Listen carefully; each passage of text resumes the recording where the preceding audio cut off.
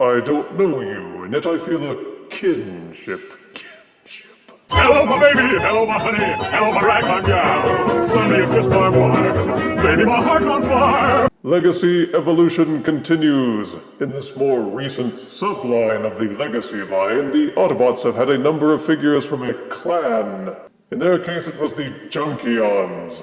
The Decepticons have their own clan for this line, if it can be called that, with the Insecticons. But while the Junkions seem to be getting all new characters to expand their numbers beyond Wreck-Gar, the Insecticons seem to be getting only remakes of their classic Generation 1 figures. We received and reviewed Kickback in the main Legacy line, and now it's time to review another from their swarm, Deluxe Shrapnel. It was never really clear if the Insecticons had leaders, but if antenna size was any indication, then Shrapnel was the leader. In the Generation 1 cartoon, the Insecticons did not have the brute force of the Dinobots, but they made up for it with a lot of dangerous powers. Shrapnel's powers were electrical in nature. He could catch lightning bolts in his antenna, manipulate electrical devices from a distance, and even create electronic clones of himself.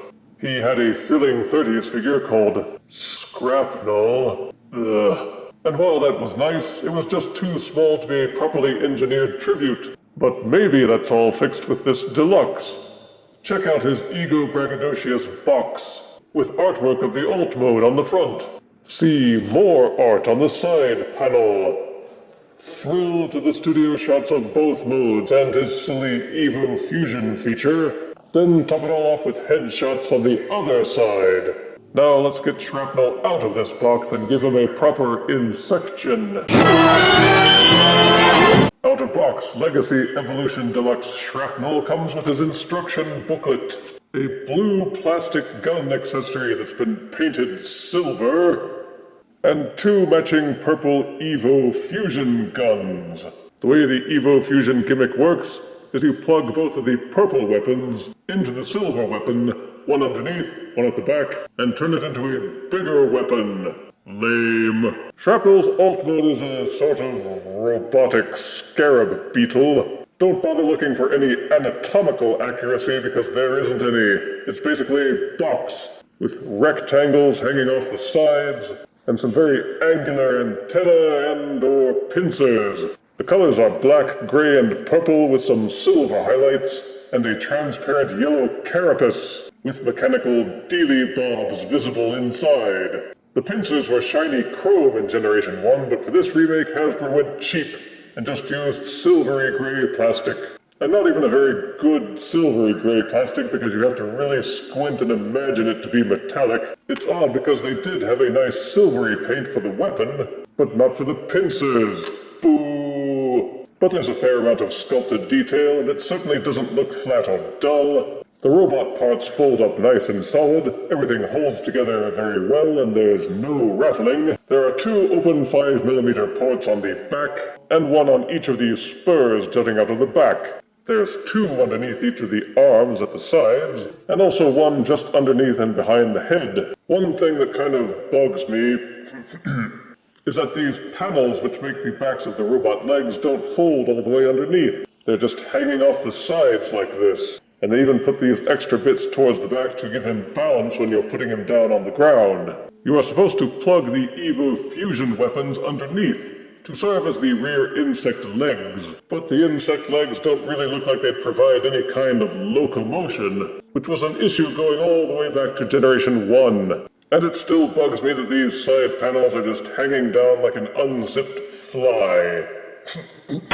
You can plug fire blasts into the mini pegs on the antenna, onto the evo-fusion weapons, and at the tip of the gun, or into any of the open 5mm ports. So there are some options to accessorize, which is good, because there really isn't much else you can do with the alt mode, except maybe clamp it onto Siege Jetfire's wing. Fly down. It's our only chance to hang on. The pincers can be opened and closed, and they very wisely separated the face coverings from the pincers so you don't reveal the robot head when you're pincering. I'd say the alt mode for Shrapnel is better than for Legacy Kickback, because it's not floppy like Kickback was, and they didn't do anything to improve Kickback's hind legs.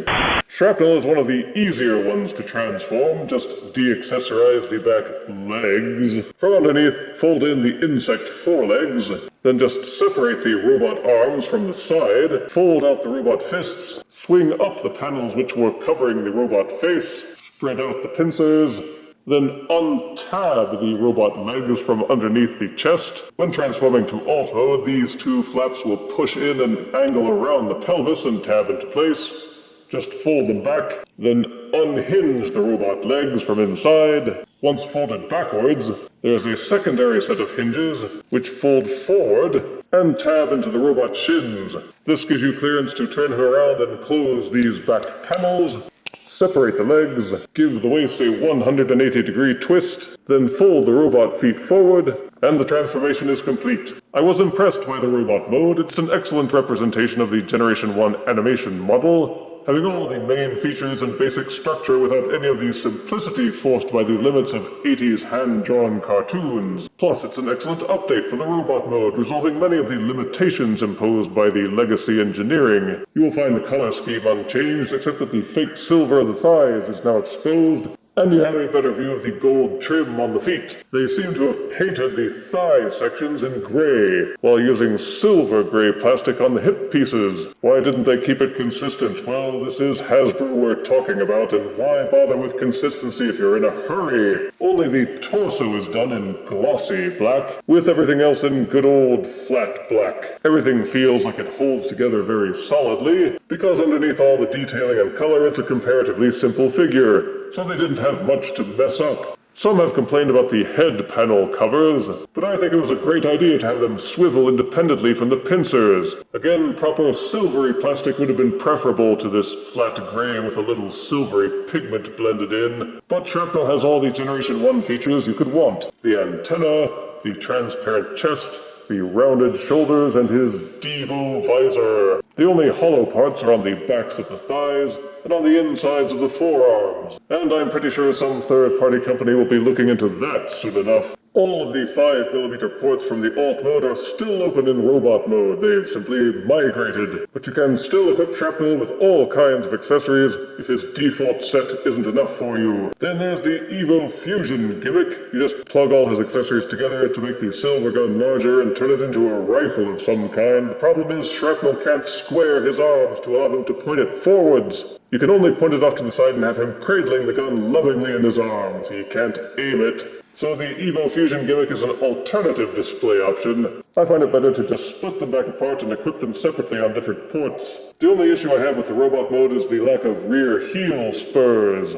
The figure tends to topple easily, especially when posing, but you can jury-rig a solution by plugging the evo-fusion weapons behind the legs and using them as props. For articulation, the head will only swivel, though it will do a full rotation, but it's difficult to rotate because it fits in very tight, and those panels on the side do tend to get in the way. Each shoulder will do a full rotation. A hinge inside the shoulder will allow the arm to splay outward. Full upper bicep rotation. An elbow bend slightly over 90 degrees. The hands will fold in and out as part of the transformation. Full 360-degree waist rotation. Each leg will kick forward this far and kick backwards just as far. Each thigh is mushroom pegged and will do a full rotation. Each knee will bend slightly over 90 degrees. The feet will tilt downward, and they do have the patented ankle pivot. And you can adjust the width of the pincers any way you like. So there's a lot of good posing potential for his size. Throw in using the Evo weapons for added foot stability, and each joint feels robust enough that he will hold all of his poses very easily.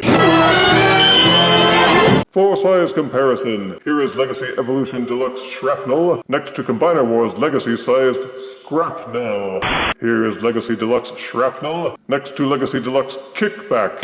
And here is Legacy Evolution Deluxe Shrapnel next to a can of Raid.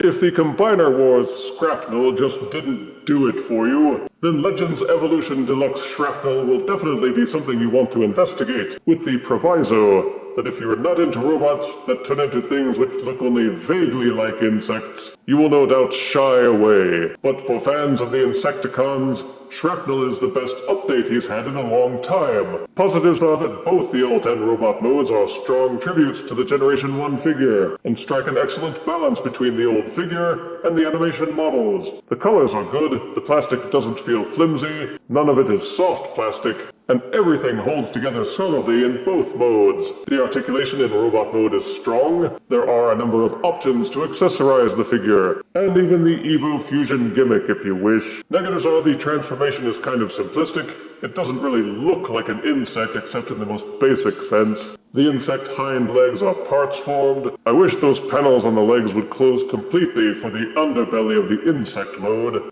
The silver plastic isn't silver at all, and the robot mode could really use a nice set of heel spurs. But overall, Legacy Deluxe Shrapnel is a top-notch update for the Generation 1 figure, and I give him 8 out of 10 deaths. He may not be big, but he's still a bad Beetleborg. If you refuse me, honey, you lose me. Then you'll be left alone, oh baby. Tell them all and tell me I'm your own.